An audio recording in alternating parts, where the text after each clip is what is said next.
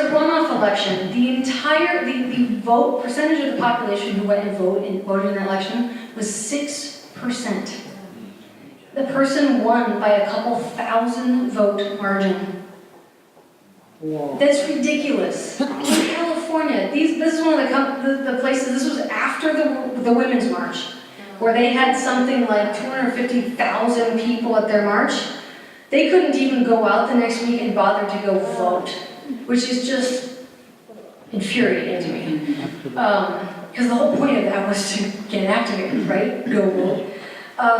So you have to do it in every election, especially the small ones, right? Because everything that goes up to the federal level trickles up from the local level. Those senators and legislators don't usually just start by running for the U.S. Congress, right? They run the city council, then the city commission, and whatever, all the way up. And so we have to fight it on all levels, but we have to know that you can start where you're at today. Because the past election, they estimate, was swung by white evangelicals who make up only 10 to 12% of the population. We're bigger than that, right? One of the things that I am very proud of is that CFI, the American Atheists, the American Youth Association, and the Secular Coalition for America all have lobbyists in Washington, D.C. now, which this is a huge change from 10 years ago, and it's great. But a single Christian group can have up to 12 to 15 lobbyists, just for one group. So we have a very big battle to fight. If you are sitting here thinking, gosh, I don't know if I can do this. If you're new to advocacy, the idea of even lobbying or becoming an activist, don't worry. Okay? Start small, and with a little practice, you will feel confident talking to anyone and everyone. The best place to start is to think about issues or causes that are really important to you. Quality, justice, freedom of religion, reproductive rights, church-state separation, LGBTQ equality, public education, free speech, women's rights, racial injustices. If any of those made you go, and you want to go fight, start with that one. Okay? Pick 1 or 2, 3 at the most. Because if you try to do everything, you're going to get burned out and you really cannot expect to do that. The next thing to do is remember that your legislator is elected to represent you. I think Justin Amash forgets that when he replies to my emails. Because he just says, I believe this, I'm voting this way. I'm like, that's wrong. But that's part of the fight. Even though we are a minority of their constituents, we still need to remind them that we're not going away. We need to speak up so they know who we are, because one of the things that I've heard from several of the civic states we've done, oh, well, I'm sure there's atheists, but there aren't any in my district. Yeah, we're just hiding holes in the mountains. But they've never heard from you. So why haven't they heard from you? Go give them a call. Hi, I'm Joe Smo. I'm an atheist. No, actually, don't call, don't do that over the phone. Go and schedule a meeting and meet them in person. Show them who you are as a person, what you care for, and that will make a much bigger impact. So, question for you all. How many of you know the names and how to contact your elected representatives? Raise your hand. Okay, maybe a third, okay? I just wrote one. How many of you knew that before November 1st? Oh, yeah. Case in point. Go find out who your legislators are. For the rest of you who didn't raise your hands, Michigan.gov is a good place to start. You need the name, the contact information, and to know which legislative districts you're in. All you need is your address for that. Then you need to find out as much as you can about them. Find their website, social media platforms, statements on their views. Have they put out policy platforms? Have they sponsored or co-sponsored specific bills? What's their voting history? You can find out a lot about your elected representatives by looking up these things. This also gives you common ground to find a place, even with someone like Justin Amash that I completely disagree with on everything, to find something that you can try and connect on, even if it's a small thing, so that you can start establishing rapport and start building a relationship with your representative.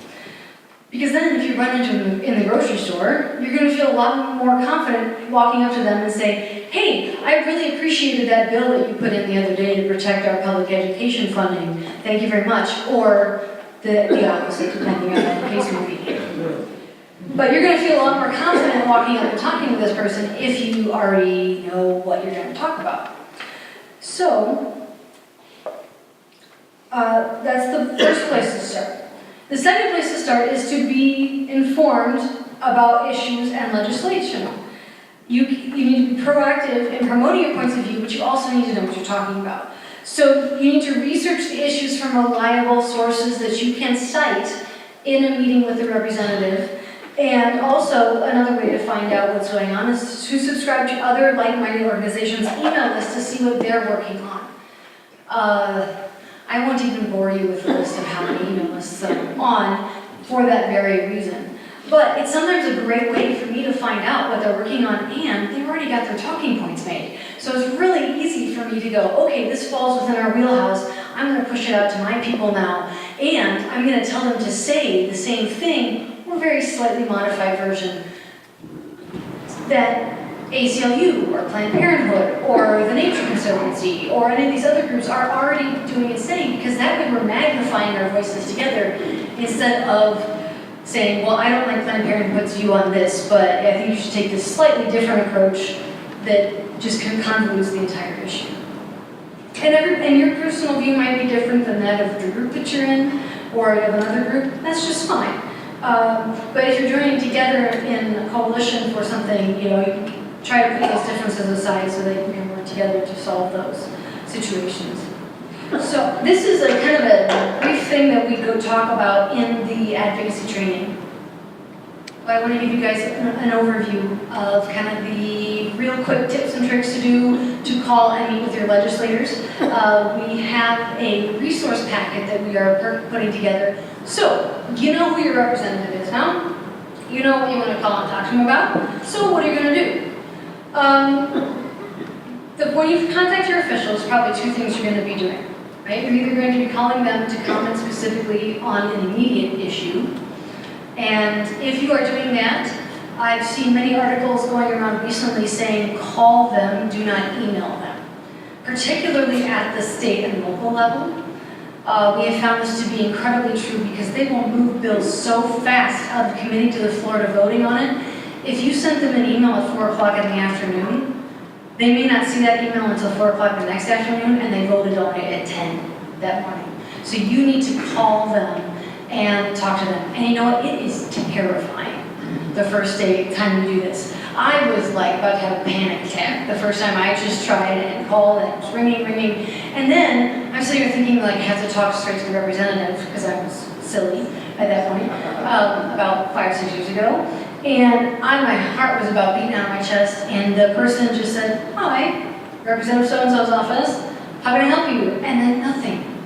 And I was like, oh no. And so I really quickly rattled off the little script that I printed off from ACLU, and this is like, do you have anything else to add? I'm like, no. Like, am I supposed to? But you know what? Ever since then, it's been way easier. So pick an easy one that you really care about for your first one, and it'll be no problem.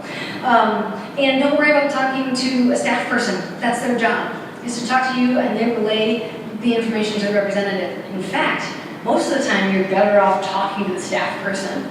Even better, if you remember, ask them if you could speak to the staff person who is responsible for the issue you're calling about. They might forward you to another person because that staff person, I guarantee, knows more about the issue and the legislation than the actual representative does. That's what the staff people do, right? They do the research and they tell the representative what they found out.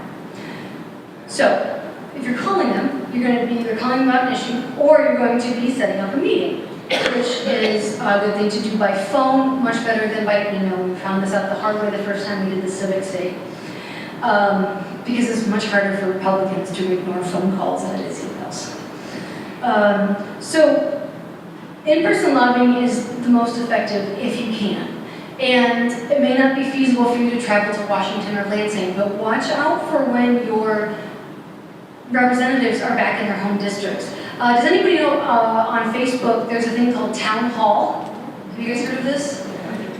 It's a new feature that they just introduced that you can go to Facebook, I think it's /Town Hall, and you put in your zip code and they show you automatically all of your representatives' Facebook profiles and their contact information and everything, and you can subscribe to all of those in like one click. And so it'll show up in your feed so you can keep a track on what they're talking about. One of my board members just told me about that the other day. I had no idea. So that's one way you can keep track of things. And so when you're meeting with your legislator, you will want to make sure before you go in that you have a clear idea of what you're going to talk about and the points that you want to make, and write that down. Make a sheet of paper or a print off from the website that you did your research on, something to leave with them. Because they may only have 5 or 10 minutes to sit and talk to you about that particular issue, but if they really care about listening to you, they will go back and they will read that stuff later. Give them links or something that they can look at, and so they can follow up with you if they have questions when they have time. And when you're in your meeting with the representative, there's a couple of really key points that I wanted to point out. Keep it nonpartisan and non-combative. I know this can be very difficult if you live in a very Republican district and you tend to be a liberal person, or vice versa. Doesn't matter. Make sure that you focus on your values and the policies and the issues you are there for, not the fact that that person is a stupid so-and-so. It just works better, right? You know? And sometimes, you know what, you're going to feel it went horrible because they completely disagree with you, but you know what, you went in, you did it, and they at least know that there is at least one person in the district that disagrees with them. I know that that's tough, but it's worth it. And on the other hand, what if you go in there and everybody does agree with you? And you're like, okay, that's great. Well, no. Well, then ask them what they're working on, what their next plans are, and how you can engage in that, or how can your group get involved in the process to help make sure that Bill 1440 goes forward and gets a vote on the floor. You can actually use that to your advantage. The other thing that I want to warn you about is be prepared to have to define what an atheist is, what agnostic is, what a skeptic is, what the difference between being an atheist and an agnostic is. Okay? Because if I talk to people, I'm an agnostic, atheist, secular, humanist, skeptic. I'm all of them, but it depends on what question you're asking me, right? And so that can be very confusing to a person if they've never seen an atheist in front of them before. So be ready for that. And that's part of what we put together in our resource packet is like some really quick definitions of this is what an atheist is. Because they just have a definition of the different terms on it. And on the back, it talks about what CFI is and does. So it's a great thing that you can hand out, and it's very non-confrontational. And then lastly, if you don't know something, it's okay. Tell them that. Write down the question specifically, go home, research the hell out of it, and send them an email that blows their socks off. Because that shows that you weren't just there for the day, right? You really care about this, you're going to follow up, you're going to take action on it. And it also helps you to establish yourself as a person in the community that they can rely on and trust, and maybe they'll call you someday, you know, so what's your view on this certain thing? If there's an issue that you're on top of all the time, you can become a resource for them. Also, don't forget to tell them that you are their constituent. If you're there. If you're going with a friend and you're not the constituent of the person that you're with, you're still a resident of the state. You're still a resident of the United States. And so you can just tell them that as well. But make sure that you tell them that and that you know that you can speak to that. And then stick to the issues that you came there. Have 2, maybe 3, because if you do more than that, you're going to run out of time and you're going to have trouble getting into any depth with them. And then the last thing to do is, again, when you're done, follow up. Mention what you talked about, remind them that you met with them, and then relist your primary asks in your email. And if you want bonus points, you can write a handwritten letter or thank you notes, thanking them for their time that you met with them. And then,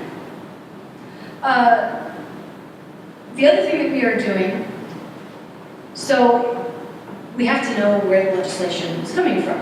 So at CFI Michigan, as part of the advocacy training, we have started a new advocacy response team. This is a separate email list from our big e-news one that a lot of you are signed up for. And this is specifically for advocacy-based issues. Because then you can tell me what you want to help with. If you just want to be on the email list, if you want to be on the National Advocacy Alert List, our official one, if you want to help us track legislation, or if you want to help us even lead the way in deciding which legislation we're going to take action on, what we're going to say about it, and what we're going to do about it. Well, you can also go to our homepage and look for this graphic right on the homepage. If you click on it, it'll take you right to the sign-up page to sign up for that advocacy team. And we're not going to spam you. This is going to be a real quick and easy way to help me advocate secular people throughout the state. And if you get an email and you're totally swamped that week and you can't do anything about it, don't worry about it, okay? If you do see something and you take action on it, great. That's one more person than we had before. So, the other thing that we talk about in the advocacy training workshop is how to track state and federal legislation. And we're going to talk about, we also talk about in more detail how to talk to representatives and have a good productive meeting. But since I'm running long on time, I'm just going to leave it at that. And if you want to learn more, then you need to call me and plan an advocacy training so I can come out and teach you all of the great things that I've learned from the wonderful lobbyists that I have had the pleasure to work with so far. And if you go to, one last thing, if you go to the Office of Public Policy website that I showed earlier, if you just go to senateforinquiry.net, I believe it's /OPP, there's a list of all of the current legislation that we're tracking and the issues that we're working on. And we also have a list of our core issues that we are focusing on for advocacy for this year. And very briefly, our biggest thing first is we are trying to get that secular celebrant situation resolved with either a lawsuit or legislation, probably going with a lawsuit at this point. We're also working with the Secular Coalition for Michigan to get a death with dignity bill introduced. And there was one actually that was introduced last session, but it didn't go anywhere, so we're going to work, we actually, when we were there for the Civics Day last year, had a representative that said, oh yeah, I'm already working on that, which was fantastic. And so we're like, well, here's our model legislation, would you mind sending us your version? And they sent it to us even before they introduced it. Like, we weren't allowed to share it around or anything. And it was great because both our director of policy and the Secular Coalition for America person were able to comment on it and say, oh, you really need to fix paragraph 3. It's, not a great way of saying that, or you're not representing secular individuals very well. And so that was a really cool win for us. We felt like, even though it didn't go anywhere, so we're going to have to retry that one again.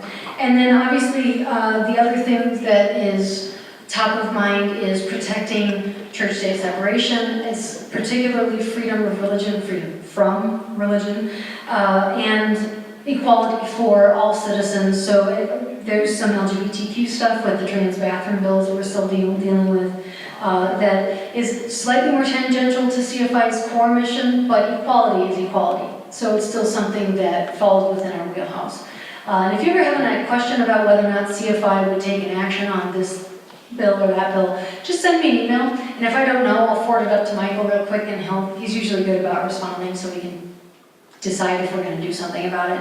And the other thing that I wanted to mention too is CFI does have a legal director similarly to Freedom from Religion Foundation. So if you do know of church-state separation issues, whether it's work or school or legislative issue, you can also bring that to our attention. I know that FFRF is great at sending letters, and they love to take on lawsuits. That we can also send a letter on your behalf, that depending on the situation, well, the legal director has to give the okay and everything, but there's a lot of stuff that we can do. And I think it always looks better if it's coming from an organization in Michigan, And so let us know if there's situations you're dealing with so that we can keep an eye out for you.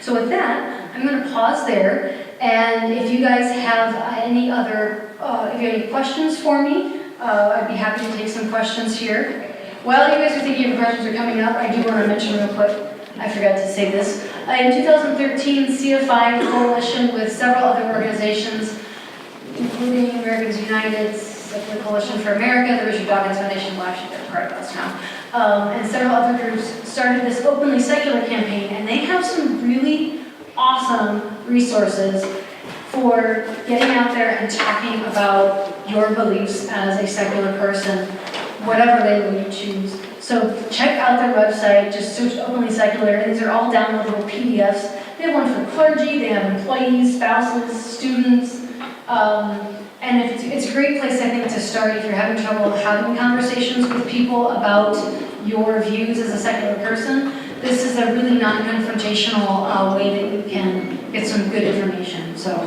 thank you very much for your time.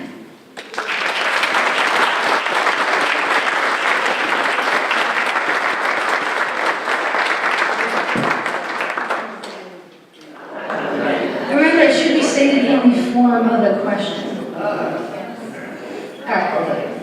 Jennifer, I'm Bernie Klein. I'm an activist in the right to die movement, and you briefly mentioned the legislation in Lansing about the death with dignity bill that died in committee last December.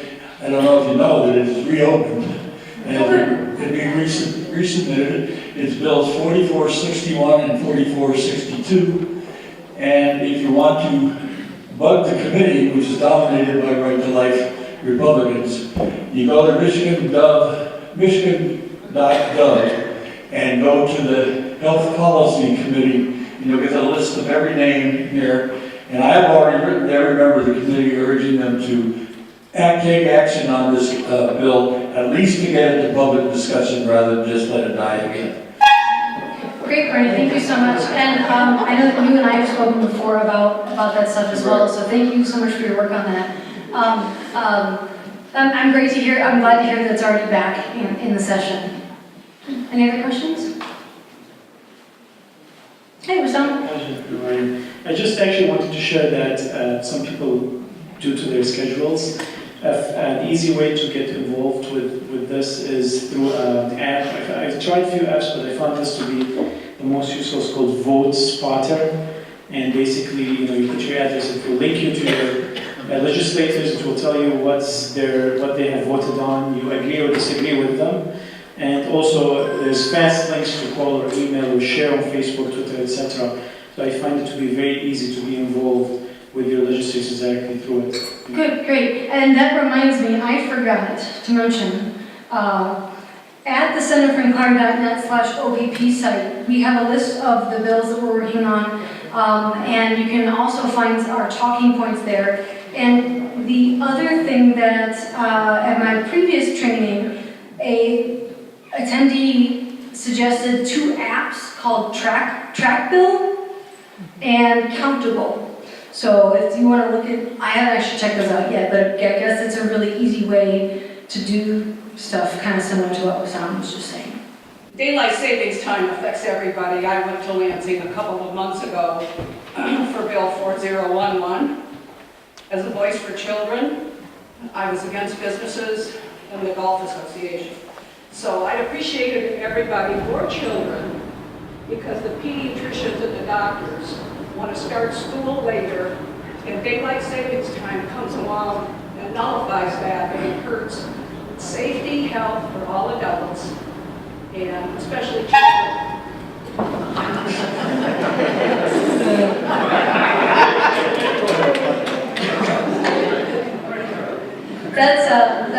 That particular one, I don't think we're on, but if there's, again, if there's other issues like that, go and be active in whatever issue is your interest level. I think that we're out of time, so thank you very much, and feel free to stop by the table. I'll be here all afternoon. Thank you.